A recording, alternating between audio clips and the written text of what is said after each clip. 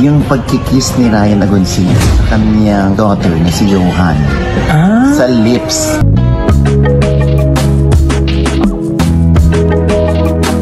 Ang issue kasi dito ay bakit daw hinahalikan pa rin ni Ryan Agoncillo yung kanyang daughter sa lips.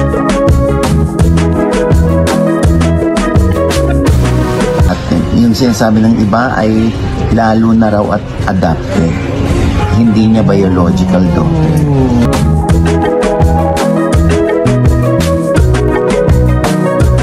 Bakit mayroong ganun? Oo nga. Ako nga biological dad, hindi ko naman ginagawa yun sa anak ko.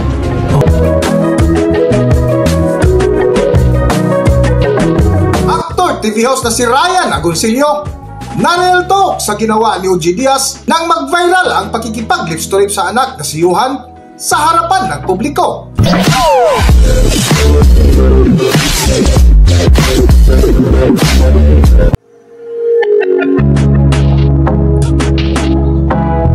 Trending at viral pa rin ang mag-amang Ryan Agoncillo at Johan na kung saan pinagpipiyastahan hanggang ngayon ang kanilang pakikipag-lips to lips sa harapan ng publiko na naganap sa isang event.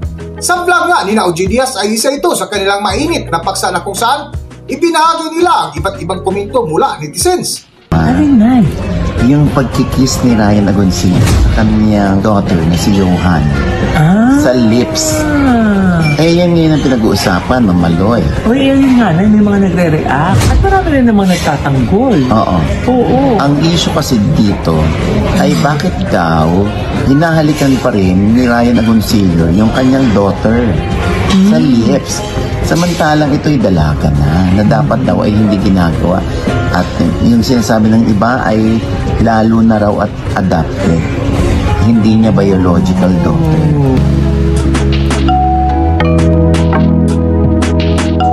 Sa patuloy nga ng kwentuhan ni Papa Ogs ay tila nasupalpal at na-real talk ni OG Diaz si Ryan Agoncillo bilang biological father sa mga babaeng anak. Para sa buong kwento, narito ating panoorin ang video. Bakit mayroong ganun? Oo nga. Ako nga biological dad, hindi ko naman ginagawa yun sa anak ko. So dapat kong gawin dahil biological ako. At biological daughter. Pero ikaw ba hinahalikan mo sa lips yung mga anak mo? Hindi. Inaakbayan ko, tapos inaangklahan kong ganun. Diba? Ganun lang, pero hindi para halikan sa lips. Nung mga bata sila, inahalikan ko sa lips. Pero ako na mismo nakaramdam na pag lumalaki na sila, medyo awkward na. Sa akin Naku na, baka ma-misinterpret nila na against ka. No. Sa akin yun, mamaloy. Sa akin yun. Hindi ko naman alam sa ibang mga tatay.